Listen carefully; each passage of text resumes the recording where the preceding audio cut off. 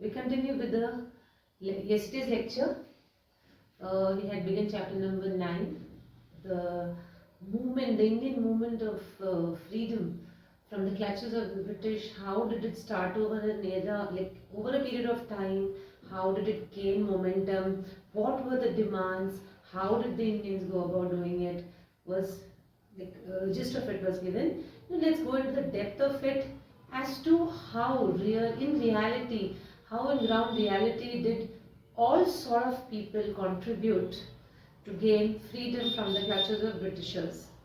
Now, when Britishers came to India, they slowly, gradually got the foothold, and they were so strong now that it was very difficult to move them out of the country without any kind of a proper planning or proper action and unity.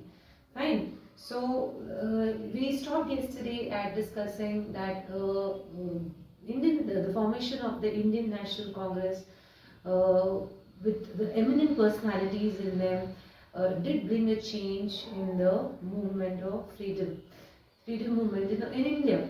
Now let's see what was their vision, how did they envision that this thing can take place, what were the demands, what were the problems they noticed, what solutions did they find for them.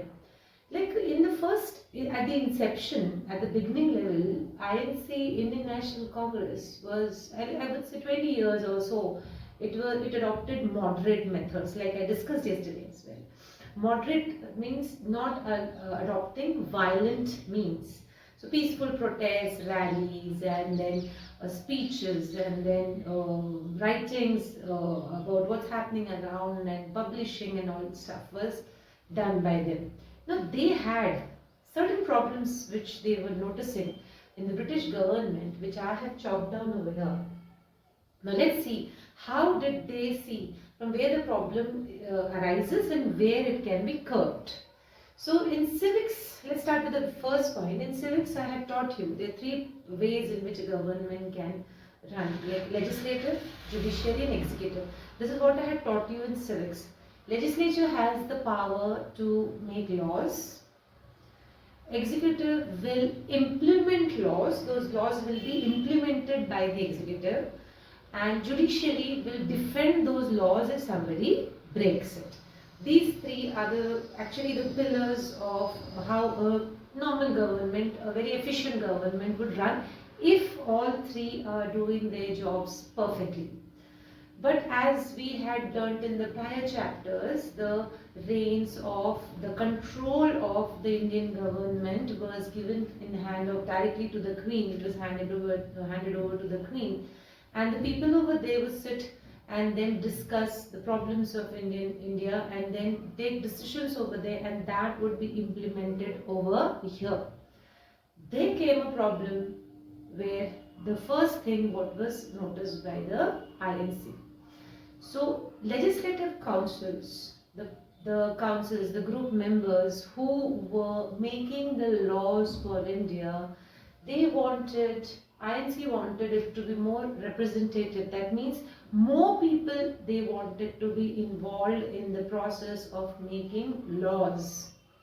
That means it doesn't, they did not want the laws to be one-sided. They wanted them to take representatives from various corners of India and then enroll them into the legislative council, so that the laws which would be made would be for the benefitment of the people who are living in that particular area to which that particular person would represent.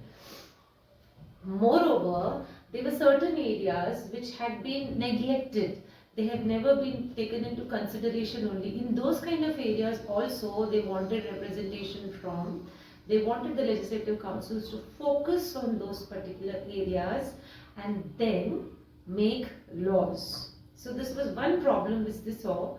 So this is what they insisted on. All these points they insisted in their speeches, as I said earlier, whatever moderate ways they could take care of things of the problems of this kind, they did left no stone unturned. Now, they even wanted the separation of the judiciary and the executive. So if a law is made, it has to be implemented.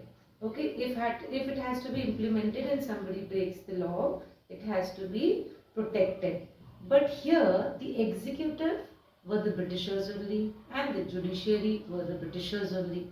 So, whatever was the law, even if it were to be anti-Indian law, still it would come into implementation and it would be protected by the judiciary as well, because everywhere there were only and only Britishers.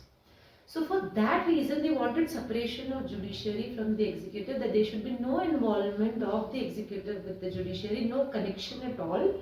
When you separate these two, that means if my law has been affected, my fundamental right has been affected, or somebody has broken a law and it's affecting me, I can go and fight a case at least give us that much of right to live.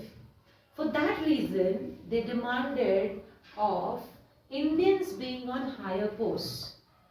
If Indians wouldn't have been given the administrative post, the higher posts, then this was only a dream for them, that the separation of executive and judiciary would take place. So that if the Indians would be appointed on higher posts, they wanted civil services examination to take place in India as well. Not only in London, they wanted everywhere this particular exam to take place, and even the Indians would be given a fair chance to get at least an opportunity over there to give the exam and get a higher post in the administration. When an Indian would be appointed at a higher post, definitely he would work in the interest of the Indians over there and not be a slave to the Britishers. So this next demand was because of they wanted the separation of the power and the protector. So they wanted that Indians should also get administrative posts. Now this was not possible at all, because Britishers had one notion in their mind. And what was that notion? They thought that Indians don't have the brains to run the administration. They are not fit enough to reach that particular post, and they cannot do justice to it. Firstly, they had this racism in their mind, this idea of racism in their mind, that they would discriminate on the basis of skin color. They considered themselves to be whites and us to be blacks, and they thought that we shouldn't be getting any chance of going on ahead with the administrative post. Moreover, those who were on the higher posts were minting so much of money from India, that whatever wealth they were amassing, I had discussed this point in earlier chapter also, the officials were amassing so much of wealth that they were sending all that money to their families back in England, and the economy of our country was going down. So this procedure was being noticed, this pattern was being noticed by the people in India, and we did highlight the problem, saying that this is where we are going to stop you from doing so. If a basic salary is given to you, then it's okay for you, or you cannot amass wealth. You can't levy more taxes on us and take our money only, and you become wealthy and rich. That is why they demanded reduction of drawing of wealth to England. They knew that if you would reduce the tax structure, if you would be considerate enough for the people living in our country, considerate enough to the Indians, then at least that much of wealth would be left back in our country, rather than you leaving us in sheer poverty. So how could it be done is the question. So one point I'll skip, I'll come back to it. So how would it be done? So they demanded, INC demanded, that you have to reduce the rate of taxes what you are levying upon the farmers, and actually they were leaving us these kind of that kind of amassing was leaving us famine stricken over here. We were really getting into that poverty state. That is why it took us so many years from like underdeveloped country to come to a developing country, because all our wealth was being taken away by the Britishers. See, if a farmer, for example, if a farmer is facing a lot of difficulty and he grows with some great difficulty, he grows a part of the yield. And then if I would say 70% of it or 50% of the yield would be taken away as tax, then that person has no other chance of, that farmer doesn't stand a chance of growing another crop for the next year, leaving him famine stricken, and his poverty, everything is going to act upon it. So this is how they wanted it to happen. First, reduce the land revenue, and the military expenditure also, Indians pinpointed at saying that you have to reduce your military expenditure as well, because you're more focusing over there on bringing in more soldiers, more arms, more ammunitions, and our money, which is supposed to be used for our development, you're using it up for your own army, building your own army, so that you feel more protected in the country. So if this would be done, that there was a salt tax also. Salt was a meager thing. You just go see water had to be taken and dried out and salt would be made. They had imposed tax on salt also. All these things, small things. The INC kept pointing out at, and then they said you have to reduce this. If you reduce this, our economy will go up high, and then we will also become a developing country. Then, next one point was repealing of the acts which were levied earlier. Repeal, the word repeal means taking back, undoing something.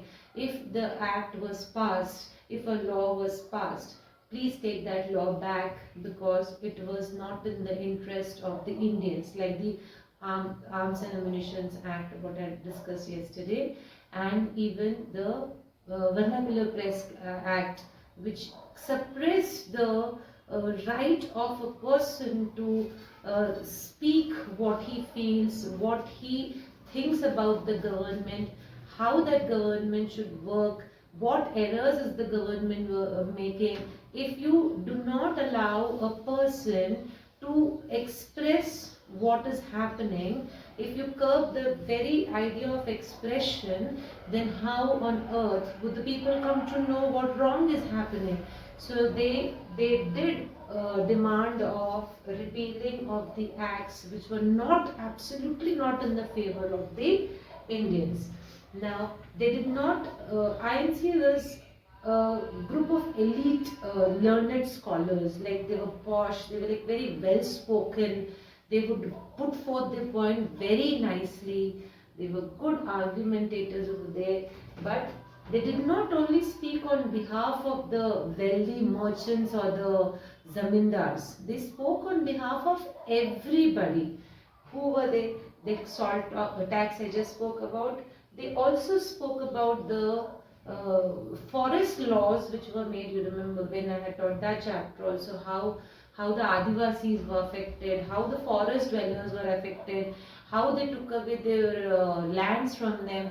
The forest dwellers' plight also was not did not go unnoticed by the INC. Every area wherever there was a problem, INC highlighted, and it wanted a solution from the Britishers for these particular problems. They actually awakened the vision of the Indians, highlighting these particular points. Those who did not even know, okay, these problems existed, or they were turning a blind eye towards it, now knew that, okay boss, these are the problems, so we need to start from the scratch level. Somewhere we need to start protesting, at least saying that, boss, we know that you are wrong, and then we're not going to accept it any more. So they gave speeches, they wrote, even after those acts were passed, they did manage to somehow spread the word throughout the country that these are the problems which India is facing, and then we are not going to keep quiet. This was the approach of INC. Those were the moderates. In my next lecture, I will discuss about how extremists saw the problem and what was their point of view and how did they contribute to the freedom struggle. That's all for today. Thank you, dear.